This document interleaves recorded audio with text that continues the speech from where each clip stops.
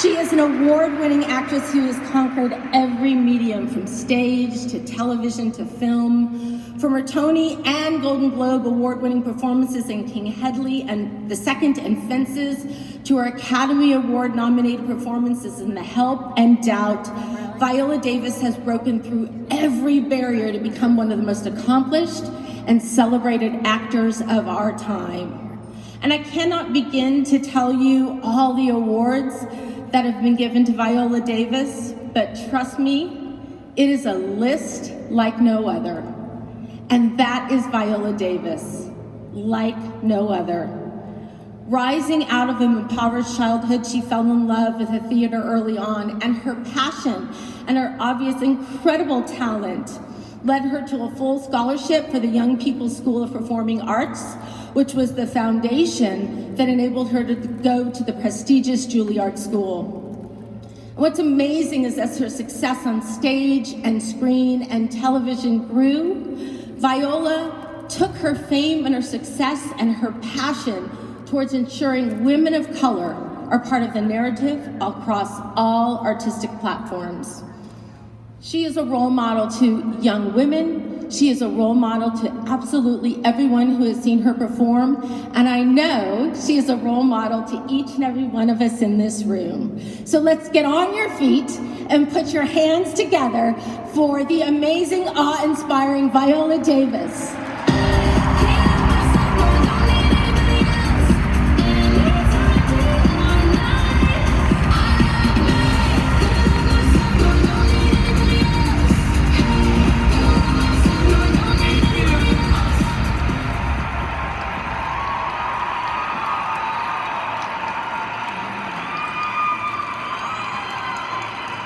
Thank you very much. No big deal. Early Thursday morning, 10, 11, 12,000 people, no big deal. I always have to keep reminding myself that we don't have to get it together to show up. We really don't.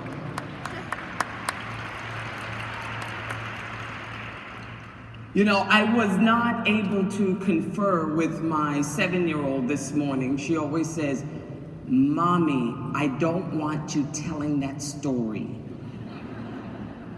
And please don't use that voice when you tell a story about me," but I'm gonna use that voice. She'll forgive me. But I wanted to say that my 7-year-old daughter, Genesis, was drawing in the back of the car one day, and she drew a heart, and she colored it in. And then beneath it, she drew a heart that she did not color in, and then she drew another heart that she colored in. And then in the upper left-hand side of the paper, she drew a bunch of little pieces, just broken squares, and she said, "Mommy, this heart that's colored in is full and happy, and it's full of all the stuff that's good.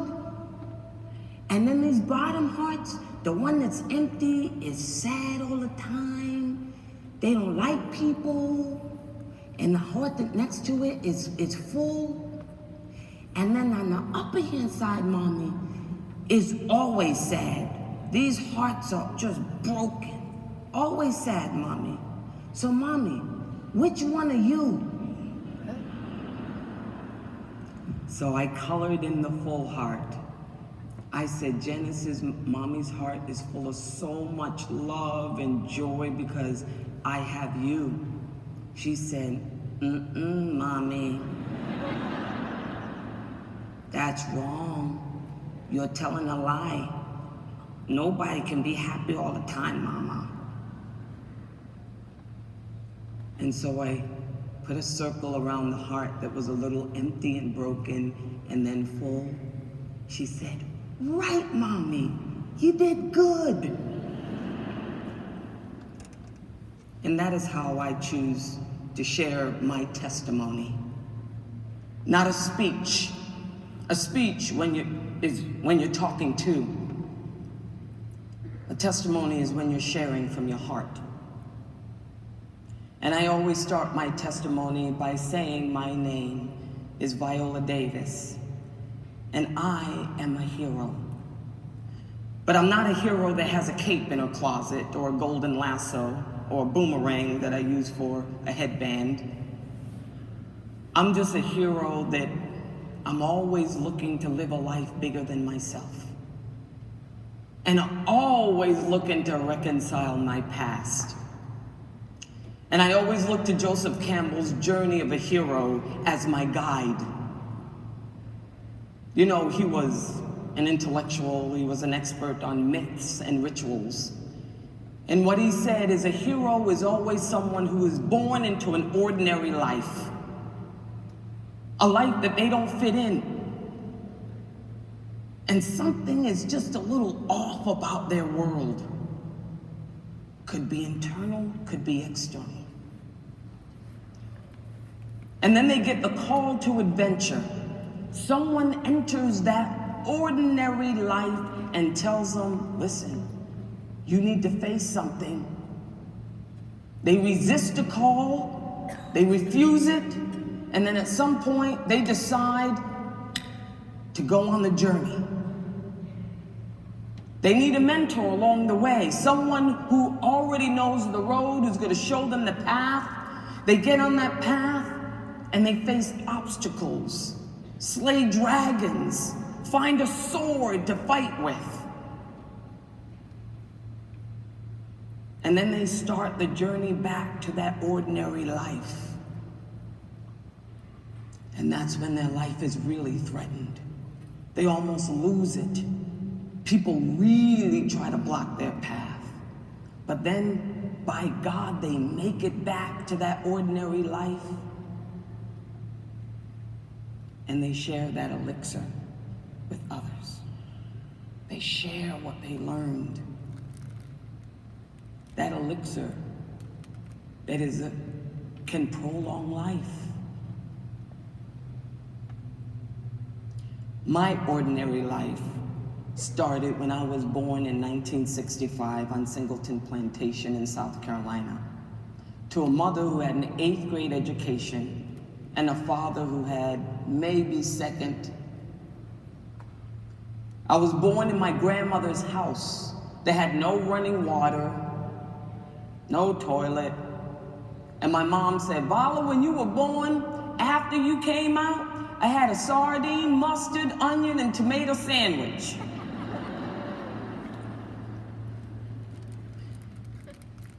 I was the 5th of 6 children. By the time I was 2 months old, we moved to Central Falls, Rhode Island. And Central Falls, Rhode Island, by the way, is exactly what you picture. I mean, I know you guys are in Boston, so you have an idea of Rhode Island. But in 1965, we were the only black family in Central Falls, Rhode Island. And because I had a mother who had an 8th grade education and a father who had a 2nd grade education, who groomed horses on the racetrack, which is why we're in Rhode Island. 2 of the biggest racetracks were in Rhode Island, Narragansett and Lincoln Down. And so when we came to Rhode Island, we lived in abject poverty. In my culture, we call it po. It's a rung lower than poor. And the house that I always remember, the apartment I always remember, is 128 Washington Street. My sister Dolores and I always refer to it as 128. Viola, I had a dream last night about 128. Oh my God, Dolores, 128? Yeah, 128. And the reason why we say that is because 128 Washington Street was an apartment that we lived in that the city gave us for free because it was a condemned building. So it was infested with rats, no plumbing, sometimes no running water because the pipes would freeze. I'm just making it plain. I feel that if I don't own my story and step into it, then I stay outside of it, and I'm always hustling for my worthiness. I feel that I am sharing my story in a group full of people who have empathy so shame can't exist. But we bought a lot of our furniture from Salvation Army, or sometimes we got it on the side of the road. My father was an alcoholic, chronic, a lot of domestic violence.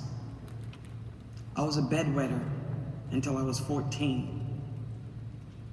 And a lot of times we didn't have any money for laundry, no money for food. Soon as the welfare check came, the first of the month, after 2 weeks, that food was gone.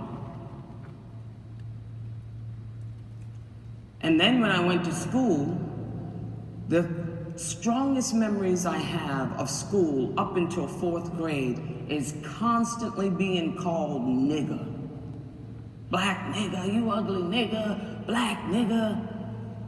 3rd grade was just overwhelming. The bell would ring. As soon as the bell rang, I stayed in the front of the line so I could start running. Ran home. Because when I look back, I would always see anywhere from 8 to 9 boys who would pick up anything along the side of the road, whether they be sticks, bricks, anything, and they would run out, you ugly black nigger. Ordinary life. Not fitting in. And I would run, and I would cry at the same time while I was chucking them the finger, but I would run, snot dripping running. Running back to a house, an apartment that was infested with rats, where we'd have to wrap sheets around our neck at night because we were afraid the rats would bite us. Running back to an apartment where plaster was falling off the walls so you could see the slats underneath. Running back to poverty. Running back to shame. But I was running. And I remember my call to adventure came in the form of my 9-year-old sister when I was, I don't know, right around that time. She came to live with us for the first time because she was being raised by my grandparents. And I remember when I first met her and my brother, my older brother, and I remember she said, Viola, I'm so happy to see you. And I said, me too, Diane. And she looked around the apartment and she said, you know what? If you don't want to be poor, you better figure out what you want to do with your life. And I said, what? She said, you better figure out how you're going to get out of here. So how are you going to do it? And I said, I don't know. She said, well, what do you want to do? I said, I want to go get some candy from Gabe's store. She said, but you better figure it out now, or else you're going to be like Mom.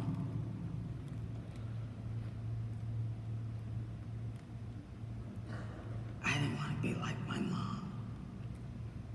I love my mother. But I didn't want to be my mother's daughter. I wanted a life bigger than that. I wanted food in the refrigerator.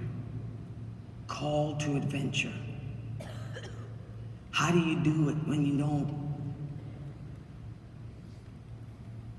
When you live in shame.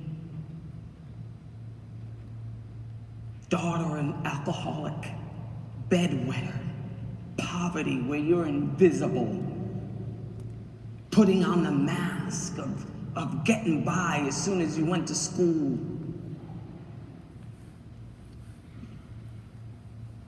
And my aha moment came in the form of Miss Tyson when I saw her on that television screen at 128, you know, with the television screen that you'd put the aluminum foil on the antenna and you'd always be messing with it so you'd get a really, really good picture on the TV. Oh, but that picture came in loud and clear. Because when I saw her, I saw a physical manifestation of a dream. But you know, I was still running. To me, I felt my call to adventure was figuring out how to be something, how to be somebody, how to be like Miss Tyson, who transformed in the autobiography of Miss Jane Pittman from the age of 18 to 103. I felt like if I could do that in my life, I could make a life. People would know who I am. That's my cape. And so after that, I said I wanted to be an actress. And after that, I did it in every way I could. Every time anyone stopped me on the street and said, "Oh, little girl, you're so cute. What do you want to be?" I want to be an actress. That's what I want to be. And there was power in that. But 128, listening to the rats eat my toys at night, bedwetter. I have an early memory of my father beating my mom. And I remember screaming so loud that my sister was saying, "Viola, you gotta stop screaming, you gotta stop screaming." It was in the middle of the night, very violent. So she said, "You gotta go in the house, you gotta stop screaming, people are gonna see you, people are gonna see you." And by the way, let me digress. So much of our lives is about suppressing our story. It's about hiding who we are. Only parts of ourselves that we see are the ones that look really good in a resume. So I ran in the house, I ran in the bathroom, put my hands together, and I got down on my knees, and I was screaming, and I said, "God, you gotta take me from this life. I don't wanna be here anymore. So I'm gonna put my hands together and I'm gonna count to 10. When I open my eyes, I wanna be gone. And if I'm not gone, you don't exist, you don't see me." I put my hands together and I counted 1, 2, I got to 8, and I really believed that he was gonna pluck me like the God from the machine and pluck me out of that crappy narrative, which was my life. I counted to 10, opened my eyes, and I was still there. And I said, "I knew you didn't exist."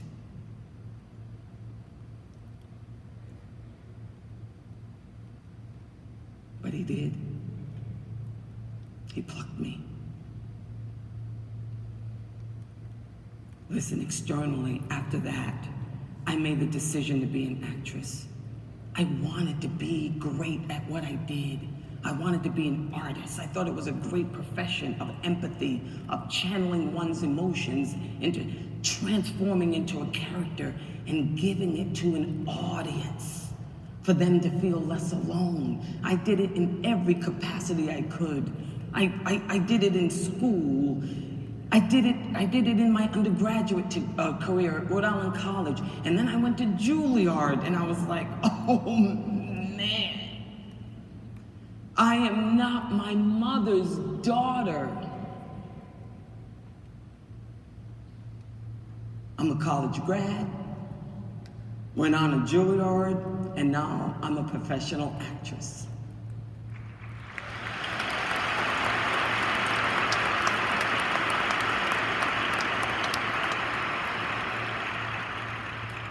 But slaying dragons, going out there and going into the cave, facing myself.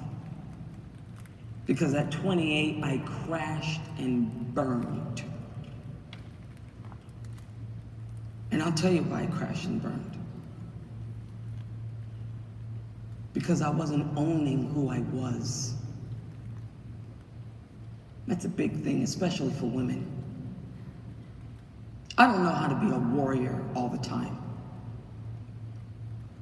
I don't know how to go out there in the world and slay dragons and at night go home and not feel so good about myself. I don't know how to gain 10, 20 pounds and still feel beautiful. I didn't know. I don't know how to fail and not use that to empower myself, or use that to empower myself. I don't know how to do that. I knew how to suppress it. And that's what I did. Because as much as I didn't want to be my mother's daughter, I very much was my mother's daughter. And all of a sudden I found myself in Hollywood, walking red carpets and trying to, I don't know, look like Kerry Washington or Halle Berry.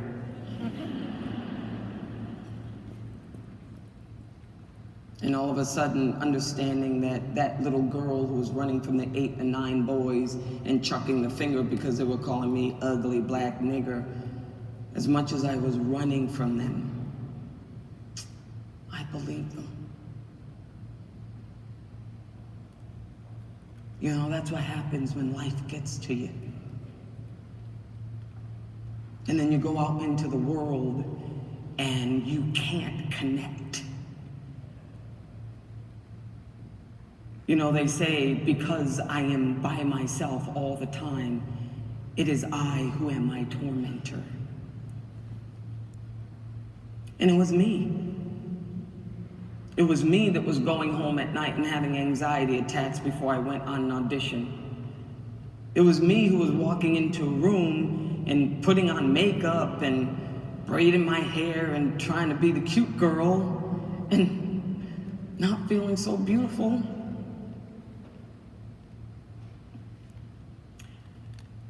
And people always ask me, well, Viola, you know, now you're in Hollywood, and now, you know, you've got your Academy Award, you've done all that, and now you got your production company. So what's your journey? What's been your journey? How did you get there?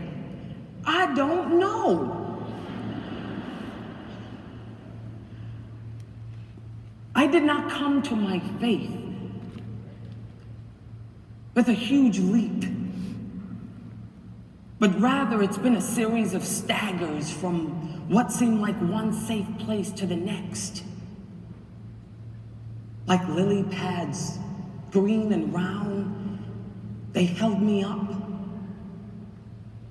and kept me strong until I got to the next lily pad.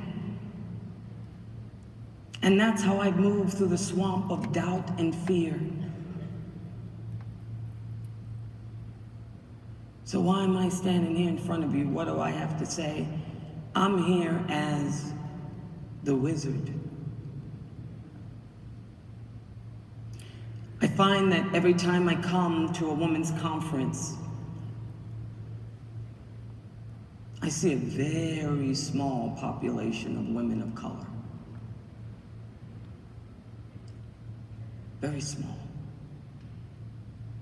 And it's the same thing in Hollywood, by the way. I've gone through my entire career just driven outwardly, but not ever stepping into me until I got the Oscar nomination for The Help and realized I hit the wall and I needed to reconcile the fact that the world out there has done a job on dark-skinned women. That I no longer wanted to see myself on screen as someone's chatty best friend. That the elixir that I finally grabbed in my journey was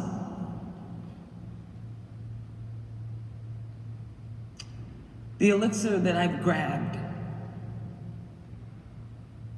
is that my whole life, like that little girl who was putting her hands together and praying for God to pluck her from that life, everything that was put before me gave me everything that I needed to step into me as a producer of my production company.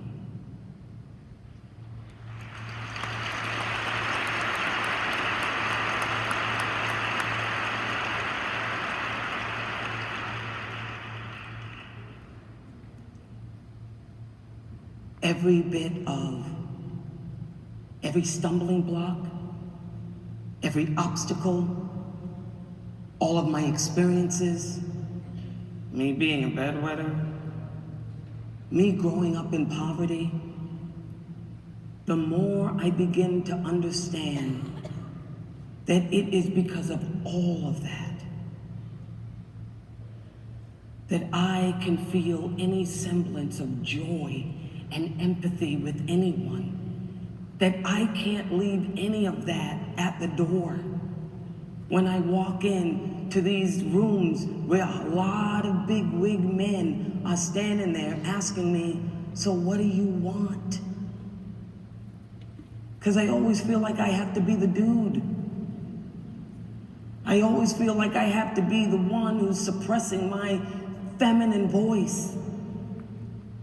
The fact that I didn't come from, I don't know, Tony Newton, Tony Beverly Hills. The fact that, listen, I have seen Lord knows how many movies this year, last year, the year before, and I know that you're committed to the diversity issue. I know you're committed to inclusion, but I don't see it.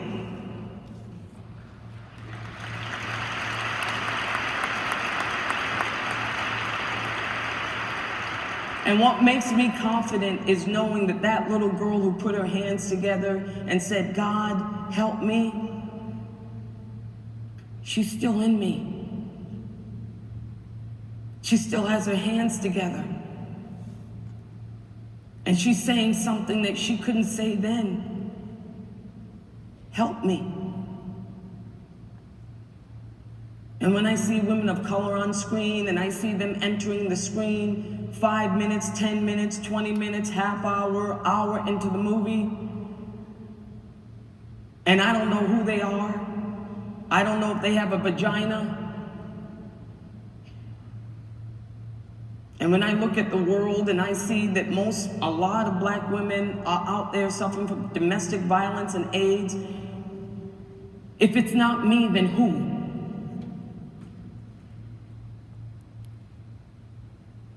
Worthiness is not a prerequisite.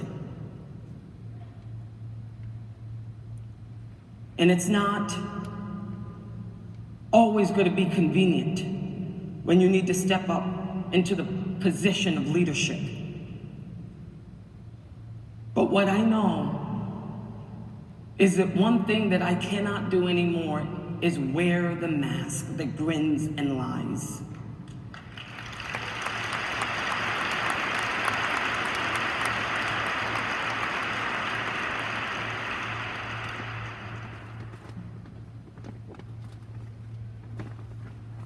You know, my daughter had a great message. And the message is that, you know what? It may take a long time to not be broken.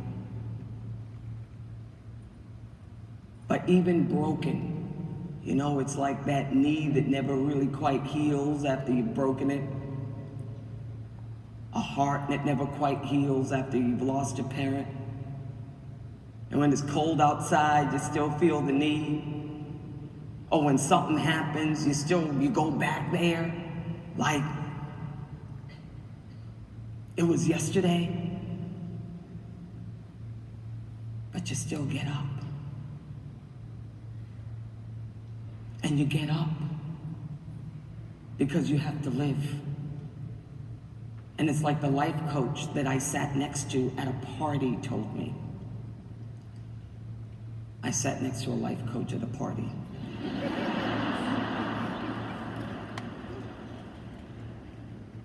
And I said, you know what? I feel empty all the time. It's like, I really do. It's like I work and work and work all the time, and it's not giving me the same semblance of joy. It really isn't.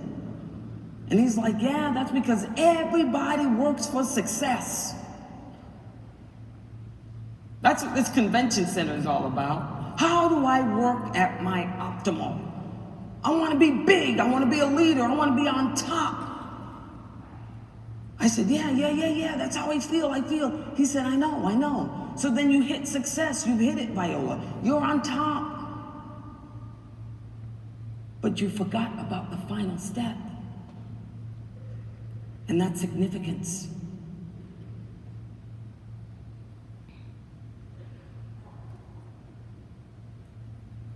That's where I'm at. Significance. I'm after that elixir that's gonna prolong my life. And I know that the only way to prolong it is to forgive my past, which I did. Because you know, forgiveness has given up all hope of a better past. But it's also a very powerful mantra, which is, it's on me. Everything is on me from here on out. And either I can understand that everything in my life is generated from me, and I have the power to either embrace it or not, step into it or not.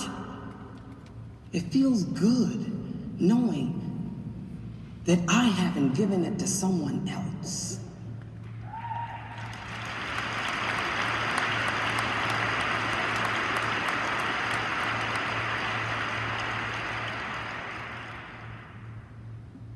Until Shake Shange wrote a play called For Colored Girls Who Have Considered Suicide When the Rainbow Was Enough.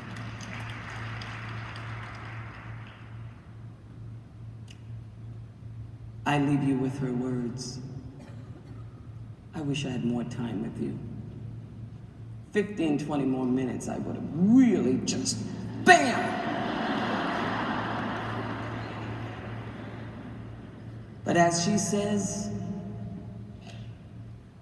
I found God in myself, and I loved her. I loved her fiercely. Thank you.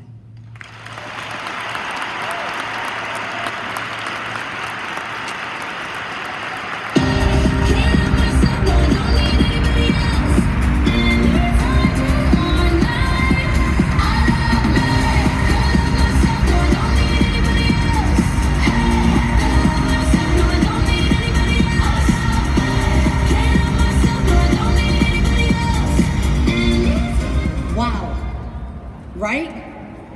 Wow. We're sitting backstage and wow. Goosebumps. Thank you, Viola. Thank you for your honesty and your courage and being so raw and so real. That was so inspiring.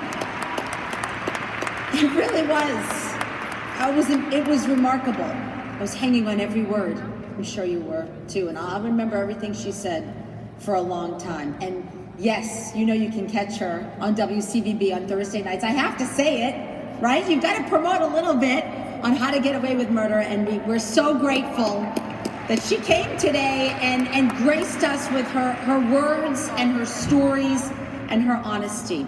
Amazing. It was so good. I feel so lucky that we're all together and we could all experience that. That was awesome. All right, now we're extremely excited. I just said hello to him. Last time we were together was a couple of days ago with Pedro Martinez. He is the mayor of the city of Boston.